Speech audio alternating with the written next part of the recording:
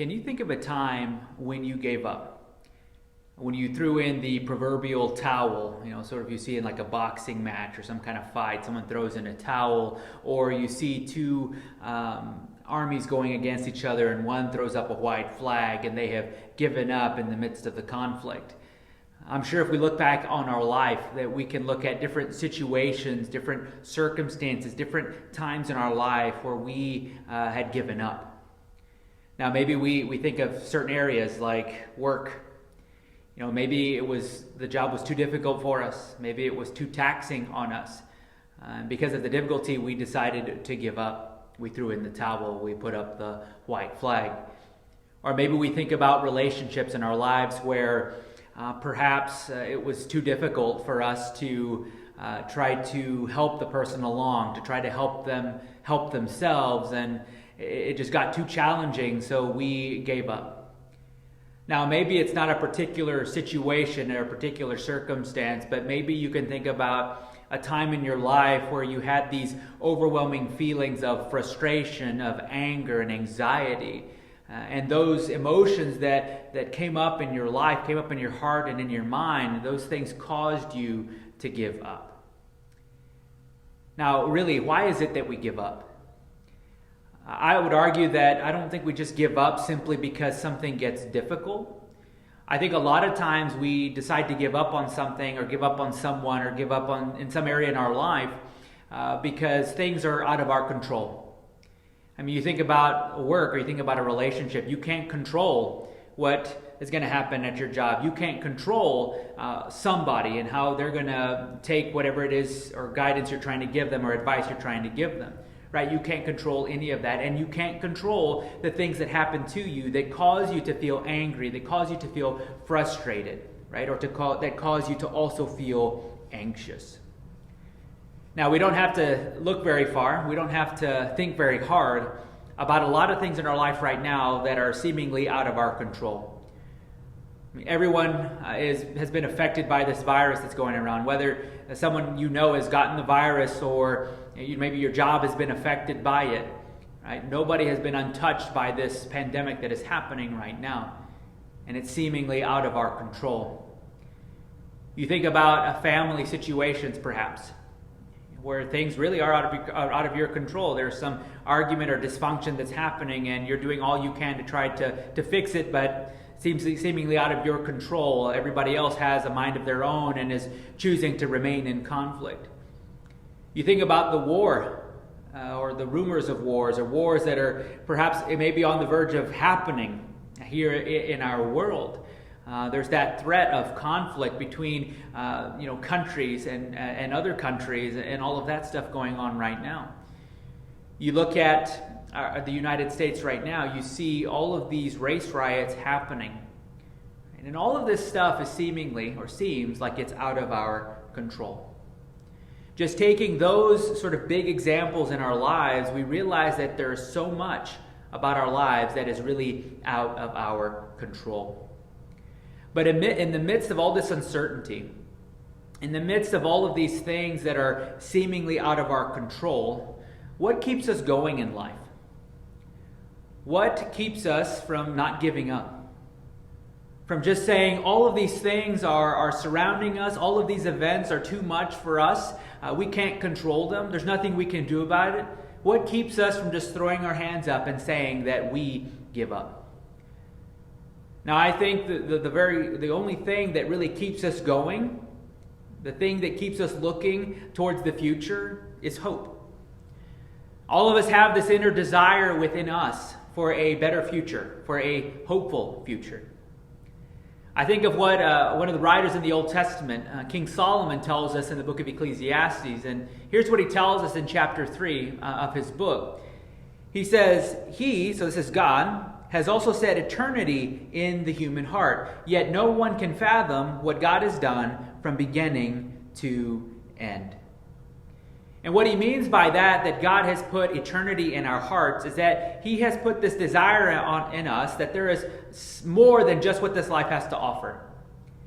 That with all the evil and injustice that's going on, all the uncertainty, all the uncontrollable aspects of life, Like, this isn't all there is to life, that there is something beyond that. There is something more to it. And he gives us a desire for that.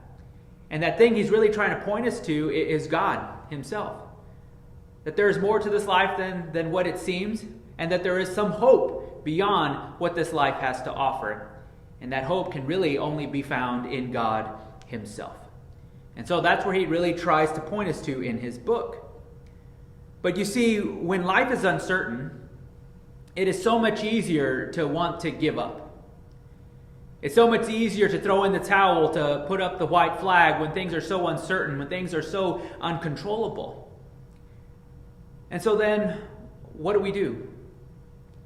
I think we have to have some kind of hope. Hope for a better future. But it's easier then to have hope in a better future when that is guaranteed. Now think about it. If you lost your job, but you knew in 2 weeks that you were going to start another job, right? And then you were going to be okay. You were going to have money coming in to your house again, right? That you would know that there is an end to the pain. There's an end to the uncertainty. There's an end to the uncontrollable aspect of your life where you lost your job, right? In 2 weeks, you're going to work again. You know, I'm a distance runner, and I run half marathons and marathons, and most of the race is difficult to some extent, but usually it's the last 6 miles of a marathon, so 26.2 miles. So it's the last 6.2 miles of a marathon that is usually the most difficult. That's when you start to sort of feel a lot of discomfort. You feel like perhaps you can't go on. But in the marathons that I've run, when I get to those last 6.2 miles, I tell myself and try to encourage myself and say, you know, there is an end to this pain. There's an end to all of this. So you've got 6 more miles, and then you're done, and then you can celebrate.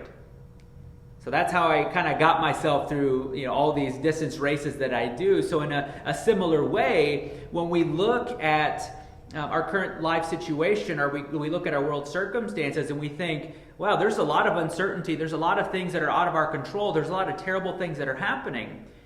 If there's a hope that's guaranteed that we can have this hopeful future, this better future, right? We know that this is only going to be temporary. And you see, for followers of God, that is the hope that we have. That is the promise that we have from God. That at the end of time, that God is going to put an end to all of this. That all of these terrible things that are happening in life, all of these uncontrollable things are going to be taken over by God himself at the end of time. But the reality is that we're going to have to wait. We're going to have to wait until that time comes when Jesus returns and he puts an end to all of this mess that we have made of this world. Now that turns us over to the book of Daniel. We come to the book of Daniel and we see Daniel in sort of another situation where perhaps all the things that he is seeing, the visions and dreams that he's having, are of a present time and perhaps even into the future where it's not going to be good. But yet he doesn't concentrate on the things that are happening around him. He looks upward, he looks towards God, and he knows, right? He knows it's guaranteed that God is going to put an end to all of this. That even though it seems right now that God is not in control, that God really is in control, and he's been in control through all of history, and he will be with whatever the future is going to look like. And so we go to Daniel chapter 10. And so in Daniel chapter 10, we begin in verse 1, and here's what it says. In the 3rd year of Cyrus, king of Persia, a revelation was given to Daniel, who was called Belteshazzar. Its message was true, and it concerned a great war. The understanding of the message came to him in a vision. At that time, I, Daniel, mourned for 3 weeks. I ate no choice food, no meat or wine touched my lips, and I used no lotions at all until the 3 weeks were over. On the 24th day of the 1st month, as I was standing on the bank of the great river, the Tigris, I looked up, and there before me was a man dressed in linen, with a belt of fine gold from Uphaz around his waist. His body was like topaz, his face like lightning, his eyes like flaming torches, his arms and legs like the gleam of burnished bronze, and his voice like the sound of a multitude. I, Daniel, was the only one who saw the vision. Those who were with me did not see it, but such terror overwhelmed them that they fled and hid themselves. So I was left alone, gazing at this great vision. I had no strength left, my face turned deathly pale, and I was helpless. Then I heard him speaking, and as I listened to him, I fell into a deep sleep, my face to the ground. A hand touched me and set me trembling on my hands and knees. He said, Daniel, you who are highly esteemed, consider carefully the words I'm about to speak to you, and stand up, for I have now been sent to you. And when he said this to me, I stood up trembling. Then he continued, do not be afraid, Daniel. Since the first day that you set your mind to gain understanding and to humble yourself before your God, your words were heard, and I have come in response to them. But the prince of the Persian kingdom resisted me 21 days. Then Michael, one of the chief princes, came to help me, because I was detained there with the king of Persia. Now I have come to explain to you what will happen to your people in the future, for the vision concerns a time yet to come. So this last section of Daniel chapter 10 and 11 and 12, it takes us to the end of the book. It's, again, another startling vision that we see. If you remember in previous weeks that we've covered the book of Daniel, you know that Daniel has received some visions that have caused him to sort of be in awe and in shock and maybe even terrified of the things that have happened, that will happen, that are happening, and that will happen either in his lifetime or in the lifetime of God's people. And so he's a little sort of scared, I would say, about what he is seeing. Right? I mean, because these visions, I guess if any one of us was put in the same position, we might be terrified to some extent of what's to happen. And so in this first 14 verses, we know that he is receiving this vision from God. There's a lot of things that are happening here. And it's about something that's going to happen. This is what the messengers tell him. This is about a time that is yet to come. And that's what happens following this section, verses 1 through 14 in chapter 10. We won't read it all, so I recommend that you go back and read it yourself, just because it's so long of a section. But to simply say, just to give you a summary, is that it basically summarizes what happens in history. A lot of what Daniel writes here we can find in a history book. We can see how all of this plays out through the Persian kingdom. It plays out through the Greeks and how different people took over at different times and how they took over and gained power and all that sort of stuff throughout this chapter. But it seems to culminate at the end of chapter 11 with a particular ruler in mind. We go to chapter 11, closer to the end of it, in verse 31, and it talks about this ruler, and the person they have in mind is this guy by the name of Antiochus IV Epiphanes, right? This is the particular person in history that is in mind here when Daniel is writing this. Or at least for him, it wasn't known that it was going to be this person, but that's what it comes to be. So verse 31, his armed forces, so this man Antiochus, his armed forces will rise up to desecrate the temple fortress and will abolish the daily sacrifice. Then they will set up the abomination that causes desolation. With flattery, he will corrupt those who have violated the covenant, but the people who know their God will firmly resist him. Those who are wise will instruct many, though for a time they will fall by the sword, or be burned up, or captured, or plundered. When they fall, they will receive a little help, and many who are not sincere will join them. Some of the wise will stumble, so that they may be refined, purified, and made spotless until the time of the end, for it will still come at the appointed time. And so that particular section refers to that man Antiochus, but the issue that we have in interpretation and translation is what happens in verse 36 and following. We'll read up to 39. It really doesn't line up with this particular ruler Antiochus, or how history portrays it. And so it's quite possible that what Daniel has in mind here, or what the vision that he's receiving, is of a figure in the future. Perhaps it's someone that's already come onto the scene of this earth, or it's going to be somebody that's going to come in the future, maybe at the end of time.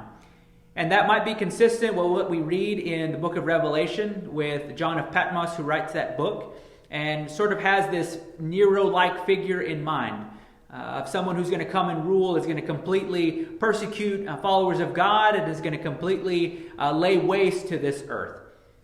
And so it's quite possible that that's who these writers have in mind. However, there are many different interpretations to what this is, and so I would say that that's probably not the point. The point is probably not to tell us about someone who's coming, but perhaps maybe how we should act, and maybe how we should sort of prepare ourselves, and maybe where we should look in the midst of all of this chaos that might come onto this earth. And so Daniel goes on in this vision in verse 36. He says, the king will do as he pleases. So this is probably not Antiochus. It's probably this other ruler he's talking about. He will exalt and magnify himself above every god, and will say unheard of things against the God of gods. He will be successful until the time of wrath is completed, for what has been determined must take place. He will show no regard for the God of his ancestors, or for the one desired by women, nor will he regard any god, but will exalt himself above them all. Instead of them, he will honor a God of fortresses, a God unknown to his ancestors. He will honor with gold and silver, with precious stones and costly gifts. He will attack the mightiest fortresses with the help of a foreign god, and will greatly honor those who acknowledge him. He will make them rulers over many people, and will distribute the land at a price. And then skipping down to chapter 12, verses 1 through 4. At that time, Michael, the great prince who protects your people, will arise. There will be a time of distress such as not happened from the beginning of nations until then. But at the time, your people, everyone whose name is found written in the book, will be delivered. Multitudes who sleep in the dust of the earth will awake, some to everlasting life, others to shame and everlasting contempt. Those who are wise will shine like the brightness of the heavens, and those who lead many to righteousness like the stars forever and ever. But you, Daniel, roll up the seal and seal the words of the scroll until the time of the end. Many will go here and there to increase knowledge. And so in the midst of all of that chaos, in the midst of all of that, those visions that Daniel receives, right, he ends in chapter 12, verses 1 through 4, with this hope, and he rests in this, that God was in control. Now maybe we put ourselves in a similar position, if we received a vision like that. I think or even we look at what is happening all around us, and I think the same question might actually apply to us, is that what do we focus on when things around us seem to be out of control? I read an article where these psychologists did this study. They had these groups of people, and what they would do is they were trying to figure out at what point is like brain activity sort of elevated or heightened. And what they did was, or the way that they conducted this experiment, is that they had all these people sit down and they would show them pictures of different images. So there'd be like a positive thing, neutral things, and negative things. So some of the positive things might be like a rainbow and maybe some puppies or something. A neutral thing might be a stapler or maybe a pencil holder or something like that. So unless you had some run-in or some negative experience with those things, then maybe, or like you stapled your hand or something, then maybe you had some negative brain activity or something. But then they showed them negative images. Maybe they showed them pictures of some tragedy or pictures of war or things like that. And what they found in their study is that brain activity seemed to be the most heightened when people saw or viewed these negative images. And so the conclusion of all of this experiment was that we tend to focus a lot more on the negative aspects of life. And we realize how true that really is. When things in life seem out of control, when things seem so far beyond our power, we tend to focus on the negative. We don't seem to be too optimistic. We all seem to gravitate towards being more pessimistic in these times when things are not going as well. And so I look at Daniel. Daniel has this vision from these messengers from God, and it's anything but positive. I think it would be easy for anybody who was reading that, readers in his time, and for us reading it, to focus really on the negative things that are happening. That it's going to be a terrible time to be a Jew or to be a follower of God in those times. Or if this is referring to a time in the future, that it's not going to be a good time to be a follower of God in that time. So it might be easier for us to focus in on the negative aspects of everything Daniel is talking about. Now, especially what we read about this Antiochus guy that I believe that Daniel is referring to in these chapters. I mean, it really wasn't a good time. It wasn't a good time to be a Jew. Because a lot of things that this Antiochus guy did, were really against the Jews. He persecuted them. He burned a lot of Jerusalem. He killed a lot of Jews. He outlawed circumcision, which was really important to Jewish people. That signified their covenant between them and God. He outlawed Sabbaths and feasts. He divided Jews in two groups, those Jews who would adopt the Hellenistic culture and forsake their covenant with God. So there were people who wanted to embrace what Antiochus wanted for them, to embrace Greek culture and all of those things. But by doing that, they had to forsake their covenant with God.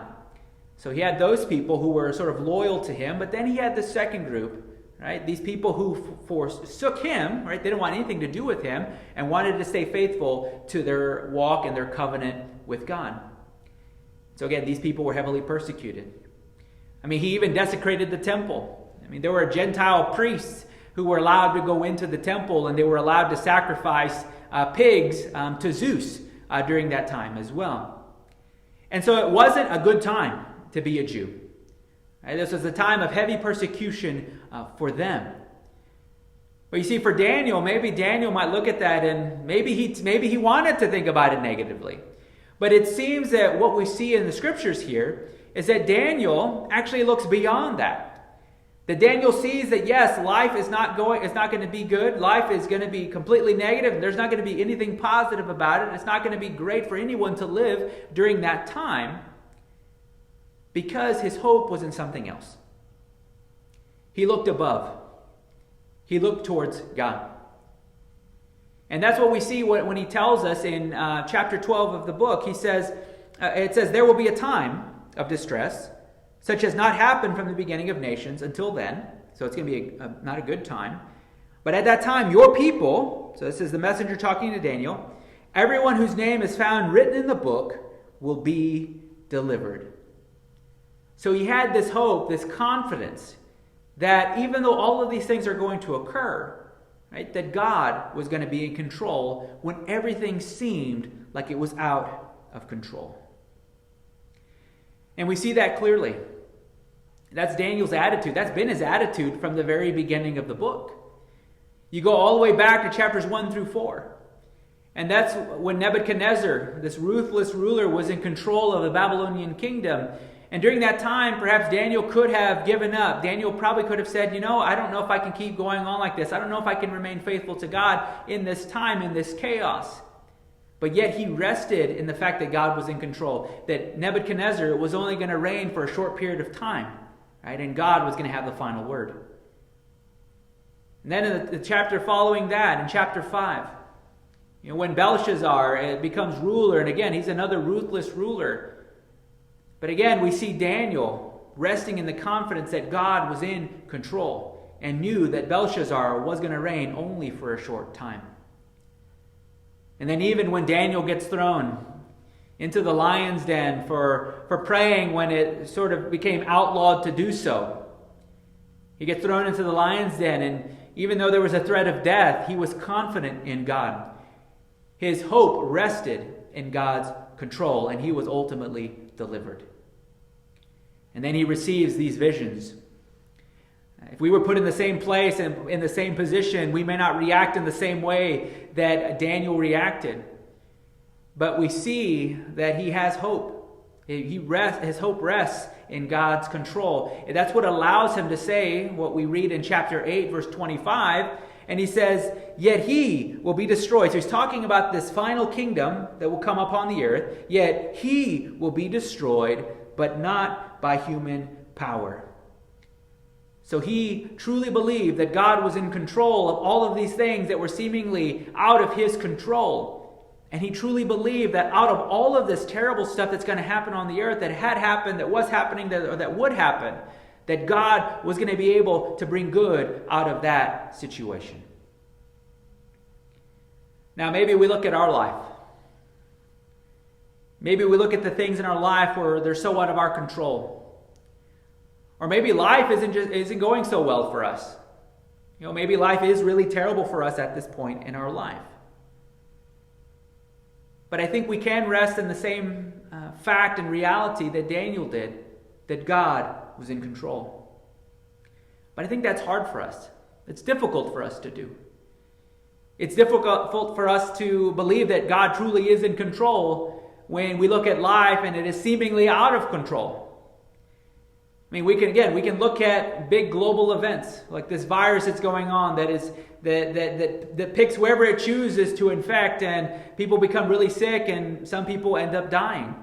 Right? That is completely out of our control. These race riots that are happening, all of this stuff that's happening is completely out of our control. The threat of war around the world is seemingly out of our control. Or I believe I would say it's not seemingly, it is out of our control. Or then we look at our own life. We look at our family relationships that are divided. We try to do our best to reconcile, but yet other people have a mind of their own, are able to do what they want with it, and continue to want to be divided. Right? So it's seemingly out of our control. Or maybe because of this virus, you've lost a job. Again, it's seemingly out of our control. Everything in our world is seemingly out of God's control as well. But see, in the midst of all of this, when it might be easier for us to maybe give up. It might be easier for us to get angry, anxious, or frustrated, or to even think that God's probably not in control. Is there a point in our life where we can get to a point where we can say that God is in control, that we can truly believe that God has our best interests in mind with whatever's happening in our life, that He's able to take bad situations that happen to us and bring good out of them? I do think, though, that belief that God is in control, I think that's almost like a last resort. I think some of us might say we do believe it, but we live as though we don't believe that. Because when things out of control happen in our life, the first thing we try to do is we try to control it more. And we try to control it, and it goes out of our hands, and we are not able to do it. And so we then get frustrated, angry, and anxious, and then we end up giving up. Right? So we put too much control on it. Or something so uncontrollable happens that we just get the emotions well up first. We become anxious, frustrated, and angry, and we sort of throw our hands up and say, look, I can't do this anymore. I give up. It's similar to, if any of you had a toddler before, you know that when they're throwing a tantrum that we might go to those two extremes that I just mentioned. If they start throwing a tantrum, maybe we try to control them more. They get more frustrated. We get frustrated. Nobody wins in the end. Or we get so angry and frustrated with them and we say, you know what, I can't do this anymore. Everything I'm doing is not working, so I'm just going to put my hands up and I'm going to give up. And so that's what we do. When these things are seemingly out of our control. I like to say that the perspective that we have is really what I think the Bible calls a under the sun perspective. And this was a common phrase that we see in the book of Ecclesiastes. In the book of Ecclesiastes, the teacher, or King Solomon, has this view under the sun of everything that's happening on this earth. He's experienced a whole lot. And in his experience, it appears that God is not in control. It appears that God can't really bring good out of the terrible situations that we face in life. Because he tells us in Ecclesiastes 5 verse 2, he says, God is in heaven and you are on earth. So from his perspective, he really thought that God wasn't in control, or at least it seemed like God wasn't in control, because a lot of the things that were happening to him, a lot of the things that were happening to people around him were just troublesome, right? And there was no good to be found in any of those things. And then he goes on to say that, living life on this earth is just one pain after another, and then we die. And that sort of seems to be the perspective that we have when we become so hopeless when all these things are going on around us. That's why we end up giving up hope, because we think this is all that there is to life. Right? And so we just throw our hands up. We put up the white flag, or we throw in the towel. But I think Daniel provides for us a different perspective. I think Daniel provides for us the above the sun perspective. Now, that doesn't mean that Daniel wasn't concerned with what was happening on the earth, like all the troublesome things that were happening, the future that is going to be coming upon God's people and for followers of God. I don't think he was neglecting those things, but I think he realized, and his hope rested in the fact, that despite all the events around him, despite everything that happened, that was happening, or that would happen, that God was still in control. And that's why he tells us, again in chapter 12, verse 1, he says that that at that time, your people, so this is the messenger talking to him, everyone whose name is found written in the book will be delivered. And so that is where his hope rested. Right? He knew that God was in control. And you see this throughout history, that God was in control.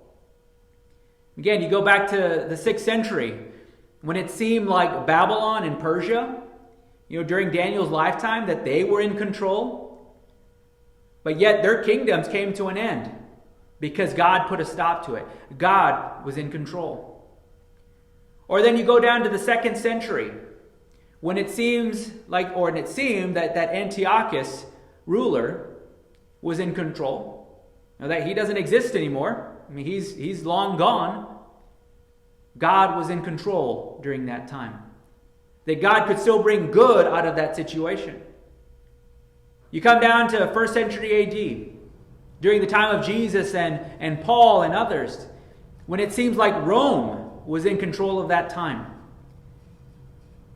But yet, one of the greatest things that has happened, the greatest act of love, happened in that time. When Jesus came, he died for the sins of the world and was resurrected on the 3rd day. That happened. God's purposes, despite all the things that were happening, all the things that were seemingly out of control, God was still control and still accomplished his purposes in that time.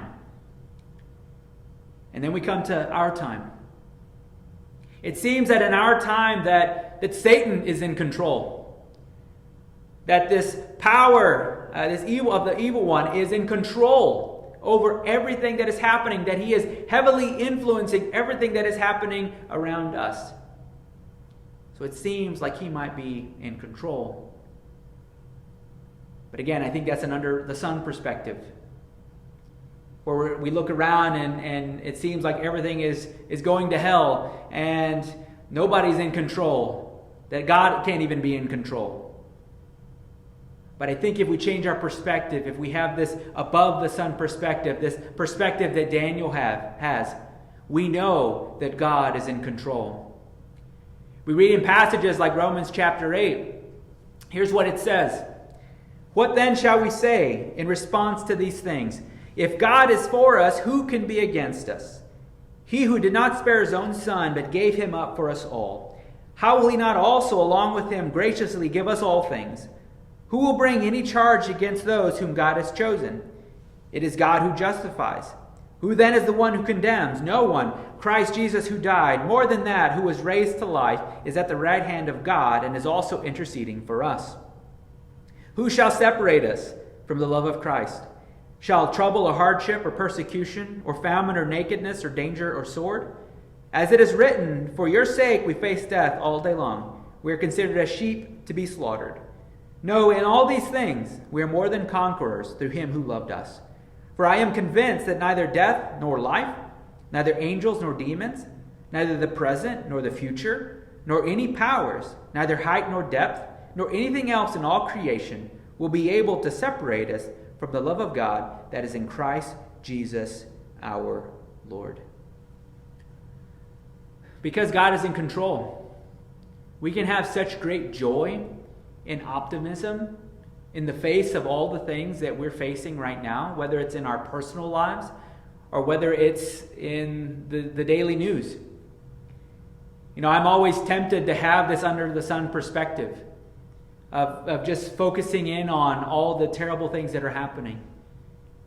And I wake up in the morning, I'm always tempted to just get on my phone and look at the latest news. And really in these days, it seems that there's really nothing positive. that's coming on the news right now. So all you see are these negative things that are happening, and so we tend to focus in on the negative and think, man, this is hopeless. There's no hope to be found. But we don't have to remain with that perspective. We can embrace this perspective that Daniel has. This perspective of above the sun, where we're not neglecting the problems that are happening around us. But we realize that there is someone greater at work. That there is someone who is able, right, in the midst of all of these uncontrollable things, to be in control and to bring good out of these situations that we're facing each and every day. Now, the hard part for all of us is that we do have to wait. It may not seem like God is in control, and we truly do believe that God is in control, that even though He can bring something good out of these situations, that it may not be in our lifetime. It may be in the life to come. It may be after we're long gone from this earth that good will be brought out of all the situations that are happening here on this earth. But we have a great hope in all of this. That at the end of time, that God is going to have the final word. That the evil and injustice in this world is only temporary. The hopelessness that we feel, the anxiousness, the frustration and anger we feel because of all these uncontrollable circumstances and situations, even though it seems like those are going to have the last word, God is going to have the final word. And the great hope that we have is found in one of the last passages in the Bible, and this is what I'll close with. In the book of Revelation, chapter 21, he says in verse 4, "He will wipe away every tear from their eyes. There will be no more death, or mourning, or crying, or pain, for the old order of things has passed away. He who was seated on the throne said, 'I am making everything new.' Then he said, 'Write this down, for these words are trustworthy and true.'" And I know for many of us that is a hard thing to imagine. It's hard to imagine a time without mourning, crying, pain, or death. Because it seems that that's everything that we see today. If we really focus in on just the negative things of this earth, that's all we see. But I think Daniel is encouraging us to have an above-the-sun perspective. A perspective that says, yes, there's a lot of things that are out of our control that are happening on this earth, a lot of bad things that are happening. But our hope is not in that. Our hope is not in what we can do against those things. Our hope is not in what some government can do against those things. Our hope is in God Himself. Because in the times where things are out of control, God really is in control.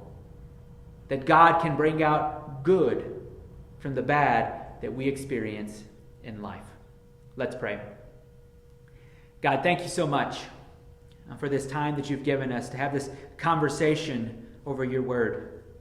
We're thankful that despite our feelings of anxiety, frustration, and anger over all the things that are happening around us, that everything seems so out of control, that you are in control. That you can bring about good out of any situation that we face in life. And I'm thankful, Lord, that this hope isn't just some wishful thinking, that we just hope things are going to get better, but it is rooted in your promises. It's rooted in the fact or in the reality of how you've treated your people in the Bible and throughout history. And that in the history you were in control of all those things, and you're just as in control now as you were then. And so I'm thankful, Lord, that you're always in control. Thankful, Lord, that you don't leave us here to remain hopeless in these situations, but you give us this guaranteed hope of a future that is beyond our comprehension. So, Lord, I thank you for everyone who's listening. Thank you that you've given them the time to be able to listen, to hear your word. And I pray that your word would change them, that your word would change me. And that after hearing this today, that we would never be the same. We thank you for all of this, Lord. Thank you for your word. In Jesus' name, amen.